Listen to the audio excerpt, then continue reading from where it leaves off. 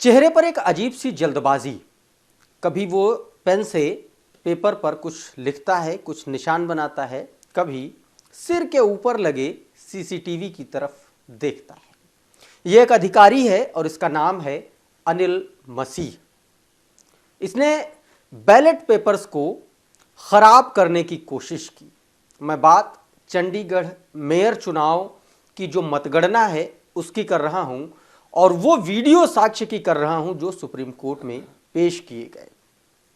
Chief justice of India DY Chandrachud ने कहा कि यह वीडियो हमारे सबकी स्क्रीन पर लाया जाए और देखा जाए, और इसका भी एक बार एंटरटेनमेंट होना चाहिए। हिंदुस्तान के चीफ जस्टिस ऑफ इंडिया ये टिप्पणी मजाक में नहीं कर रहे थे। ये मजाक उस लोकतंत्र का था जो चंडीगढ़ मेयर के चुनाव में इस रिटर्निंग ऑफिसर ने मतदाताओं के साथ किया और चुनाव की प्रक्रिया को एकदम तहस नहस करने का काम किया।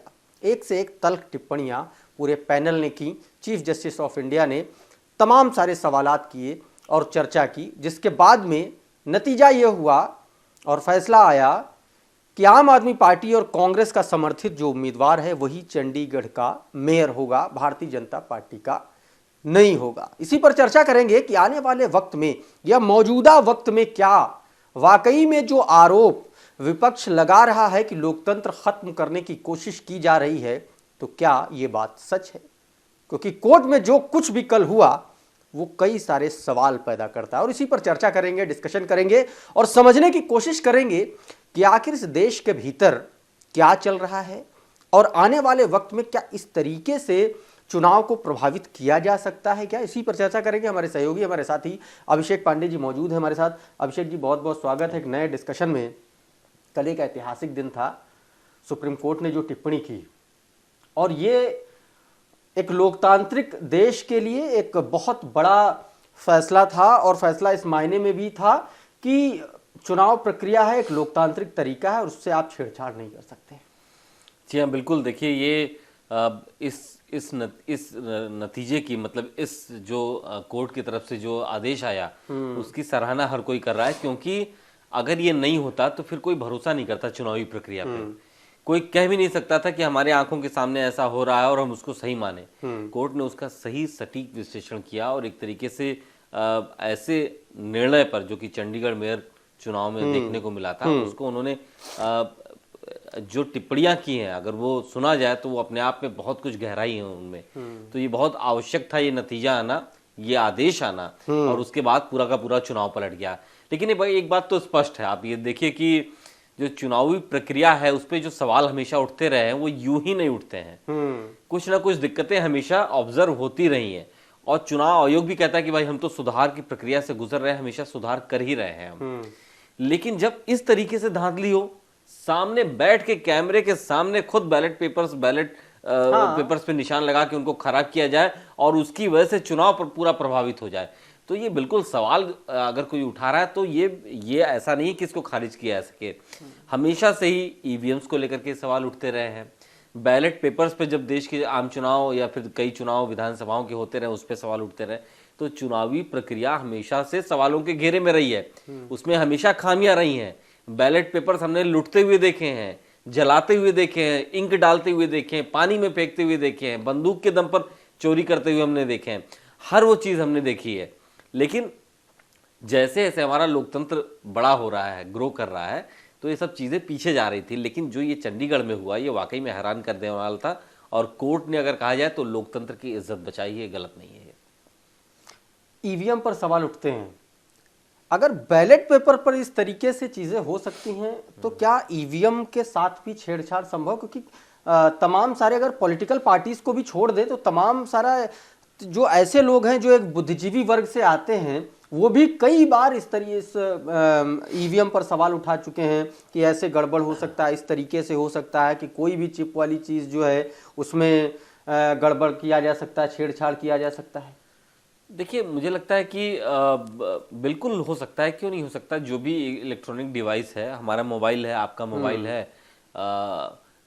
ऐसी तकनीकी है लोगों के पास कि छेड़छाड़ हो सकती है, और हमेशा सुधार की गुंजाइश तो रहती है हमेशा। हमने वो दौर देखा, जैसे हम बात कर रहे थे कि बैलेट पेपर्स के साथ क्या होता था, और भारत जैसे बड़े लोकतांत्रिक डेमोक्रेटिक सेटअप में अब उसकी उतनी आवश्यकता महसूस नहीं हो रही थी। तो ईवीएम पे आए, ईवीएम भी सवालों को घेरे में खराब होता है, ठीक होता है, सड़कों पे यूं पाए जाते हैं, गाड़ियों में यूं घूमते हुए देखे गए हैं, विदेशों में भी सप्लाई की जा रही है, कई सवाल उठते रहते हैं। लेकिन फिर वही सवाल उठता है कि अगर ठीक है ईवीएम पे आपको भरोसा नहीं है, हम तो आयोग खुद कह रहा है कि हम सुधार की गुंजाइश में है और लोगों को आमंत्रित करता है, आप आइए जरा चेक करके बताइए, अगर कोई कमी हो तो हम उसको ठीक करेंगे।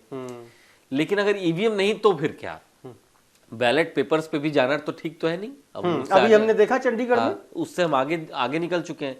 तो मुझे लगता है कि और तमाम विकसित देशों से सीख लेनी चाहिए इंडियन इलेक्टोरल सिस्टम को। विकसित देशों में तो बैलेट से ही चुनाव हो रहा है। देखिए वहाँ की आबादी इतनी नहीं है, यहाँ पे कितने लोग वोट डालते हैं, यहाँ पे देखिए अमेरिका में तो अच्छी खासी आबादी है। आप समझिए कि लेकिन वहाँ पर वो हमसे नहीं, वो 250 साल पुराना देश है, वहाँ उसकी एज हमसे कहीं ज्यादा है। वहाँ पर बैलेट पेपर्स लूटे नहीं जाते हैं। आप ये समझिए कि पाकिस्तान में भी हुआ, आप देखिए वहां भी धांधली की बात है। तो जितने विकासशील देश हैं जहाँ पे लोकतांत्रिक प्रक्रिया के तहत चुनाव हो रहे हैं, वहां पे समस्याएं हैं, क्योंकि धीरे धीरे सुधार की गुंजाइशें आती रहती हैं। अब इटली में, फ्रांस में, जर्मनी में, अमेरिका में ये दिक्कतें नहीं आती हैं। लोग इतने समझदार पढ़े लिखे हैं कि बैलेट से भी चुनाव होता है तो उसको एक्सेप्ट करते हुए और सही दिशा में चलना। अच्छा, मुख्य सवाल यही है कि ये जो अनिल मसीहा टाइप के लोग हैं, जो भी नाम है इनका, भाई अनिल मसीह, इनके मसीहा का नाम नहीं सामने आया अभी तक, और लोग यही पूछ रहे हैं कि मसीह का मसीहा कौन है। सवाल यही है भाई, अगर आपने किसी एक के पक्ष में डिस्ट्रैक्ट की, चीजों को डिस्ट्रैक्ट किया, उनसे छेड़छाड़ किया, और साफ तौर पर सीजीआई ने बोला कि जितने भी मतपत्र थे, जितने भी वो बैलेट थे, वो सिर्फ और सिर्फ, ये कौन सा कोइंसिडेंट है, सिर्फ आम आदमी पार्टी के थे, और वही आपने निरस्त किए, और वही आपने निरस्त और उसी पे निशान बने हुए थे। और दूसरी पार्टी भारतीय जनता पार्टी का आपको कोई ऐसा नहीं मिला, सब ठीक ठाक मिल गया। हाँ, तो भाई देखिए उनका मसीहा कौन है, ये अभी तक सामने नहीं आया, ये बड़ा सवाल है। कोर्ट ने एकदम तल्ख टिप्पणी की है कि मुकदमा चलाया जाना चाहिए। आपने लोकतंत्र और चुनावी प्रक्रिया का मजाक बनाया है। अब देखिए उनका व्यक्तिगत हित इसमें क्या, अनिल मसीह का, ये समझ से परे है।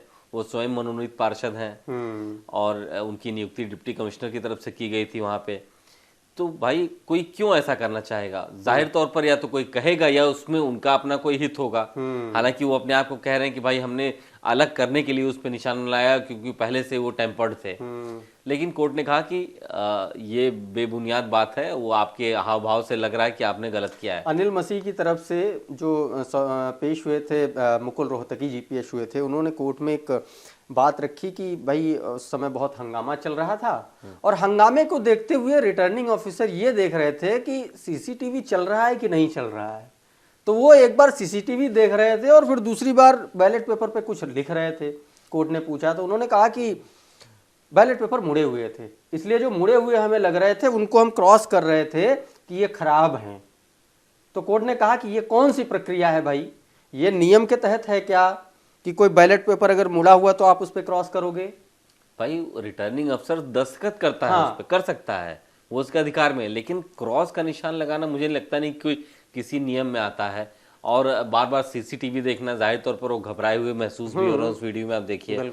और ये कैसे कोई समझ सकता है कि अगर मैं एक सीसीटीवी देखूं कि वो चल रहा है, कि मैं यहाँ से बैठ के कैसे समझ सकता हूँ? जब तक उसका आउटपुट मेरे सामने नहीं होगा हम कैसे समझ पाएंगे कि सही चल रहा है कि नहीं चल रहा है?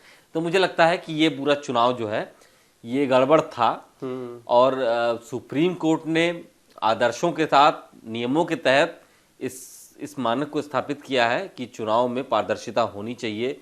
ये निर्णय बहुत स्वागत योग्य है और बहुत जरूरी भी था ये। अच्छा, एक और सवाल है, क्योंकि जो पेश हुए थे दूसरे जो वकील थे भारतीय जनता पार्टी की तरफ से, या जो कैंडिडेट था उनकी तरफ से, उन्होंने कहा कि भाई चुनाव जो है फिर से कराए जाए।